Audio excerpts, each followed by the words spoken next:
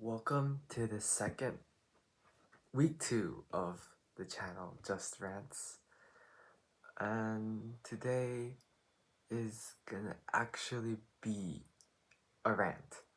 Um, so this week I'm gonna talk about monsters, specifically the monsters that come out in Twilight, the novel, and the Monogatari series.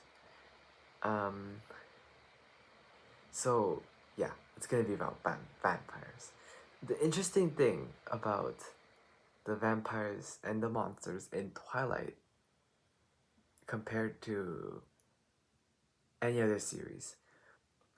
So it got me thinking one day, like I was in the shower like 2 days ago, and I was thinking, you know what? The vampires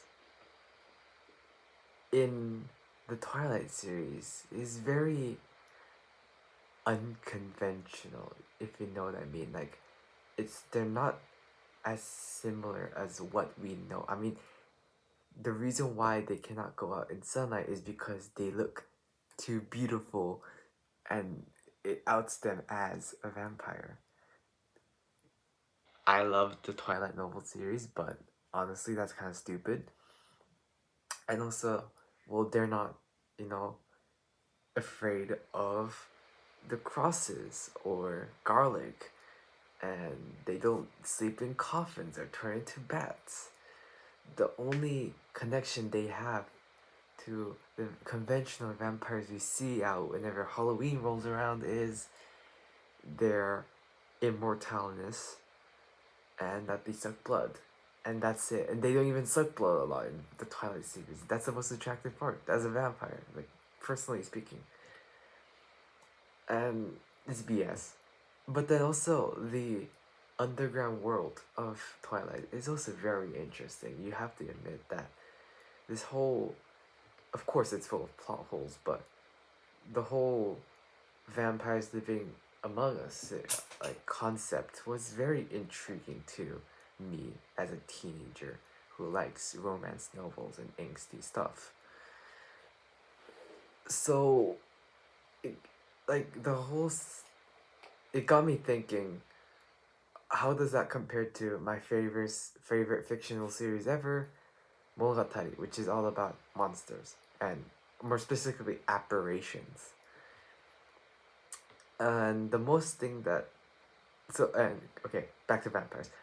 The vampire in the Monogatari series is has a different role than the Twilight series. In Twilight, they're known as the underground network of, supernatural beings that have been living for like hundreds of years and being kept in order by the Italian family.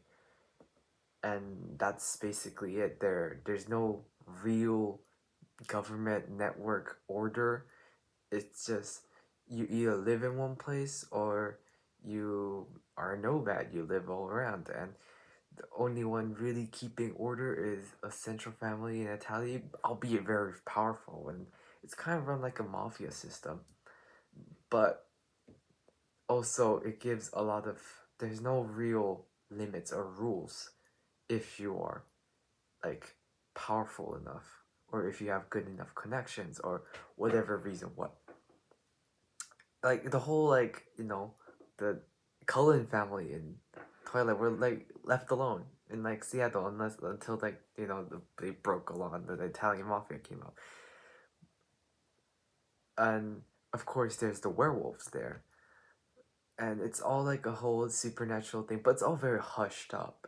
And it's not that people like don't notice, is that they are very careful in making people not notice. And that's the whole explanation they give on why then CNN isn't rocking up to the Collins family and interviewing everyone. But in the Monogatari series, the way the apparitions, or the monsters, I'm just gonna call, are, it's different from the traditional mafia series. First of all, no one, there is no monster controls the apparition world, like the other side, the flip side of the world where the monsters live. And that's because monsters aren't rational. They don't think, they feel mostly. And that's because they're subset of by humans. They react to human emotions, and those human thoughts give them power.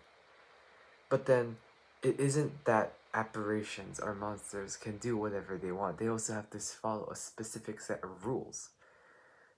And those, the top of the highest of the top rule is you cannot lie about your identity as a monster. So if you're a ghost, you have to say you're a ghost. You can't say you're a vampire. And there's a bunch of different apparitions, too many to count, honestly, in the Monogatari series world. But obviously, at the top is the vampire. Kyugetsuki, Hippergi, whatever you want to call it. They are the most powerful being. Again, not following conventional vampire knowledge we all thought. They are the most powerful being. They're immortal. They live wherever. They suck blood. But again, not, you know, they more realistic this time in that they burn in sunlight. But then still, the crosses don't work. Garlic doesn't work. Holy water doesn't exist. But yeah, again, more realistic than to the Twilight series. If the Twilight series described the vampires and werewolves as a different species that just hasn't been discovered by humans yet, the Monogatari series describes them as a different world entirely. Like monsters in general, they're like different. It's a different world that's just layered on top, like a sort of semi blanket on our reality. And it just got me thinking, why do people, or like authors specifically, bring in the whole vampire aspect differently? Like, this is especially, I'm just talking especially about vampires, but it can be applied to any monster, any fictional monster. Lovecraft made like 5,000 of them. I don't know, but all of them are really good. But again, another mention of vampires are in the Harry Potter series. I only know this because I'm a nerd, but it's only mentioned. They don't go into it. It's not as important as a being than in the other series I've talked about. They only mention, oh, vampires, Romania, they exist. Haha, funny joke, magical. And there it's more of our conventional idea of vampire in that they turn into bats, garlic, no crosses, but Christianity isn't really a thing anymore. And immortal yet totally killable. In the Twilight and Monogatari series, vampires are the epiphany of a being. They are literally nearly unkillable. In Twilight, you literally have to rip them to pieces using like some kind of silver or like your whatever thing that's sharp enough or like powerful enough, and then like literally burn all the pieces separately. And that might kill them. It's not even like a certainty. And of course, vampires also have powers. So like, how you're gonna kill them? Only monsters have been known to kill vampires within the Twilight realm. It's different within the Monogatari series. Vampires are the strongest because of their strength, because of their immortality, because of their amazing healing powers, because they have the ability to drain others' energy through either sucking their blood or this thing where they touch other things and they drain energy called energy drain. And that's what they makes it at top, the king of all apparitions.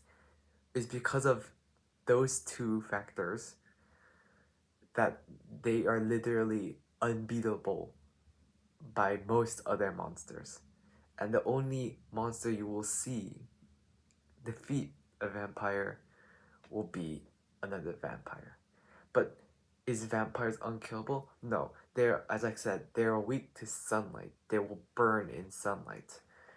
And there has been cases where um it's said at the end of Owai Monogatari, if I'm pretty sure, that most vampires, after about 200 years of living as a vampire, or like just living in general, they would commit suicide because their lives are too complicated and unimportant and boring, as Kisushota said. And we know now it's totally possible to commit suicide directly, not, indirectly, like how stupid Edward Cullen did. Uh, yeah, and it's not that vampires are totally killable. It's just it's really, really hard to do so as a monster. Now, in the Monogatari world, specialists exist. Specialists as people who can kill monsters, and there are vampire specialists. Of course, Kisushotsu is considered a exception, as that she's literally 400 or 500 years old, and like, you know, only like this top specialists can even touch her. But that's a whole different story. I'll probably make a Monogatari rant someday, or like multiple. But anyways, back to monsters. Why do people perceive monsters differently? It's just what you want. It's because monsters do not exist. Like, let's be real, guys. It's because they do not exist that people have the freedom of what kind of life you want to bring into these fictional creatures. Monsters, like the typical monsters, like a zombie, a skeleton, a undead, a orc, a vampire, we all know them. It's not that we don't know them. What we think about them might be different from each character, but we know the general consensus: vampires suck blood. Thank you, Dracula.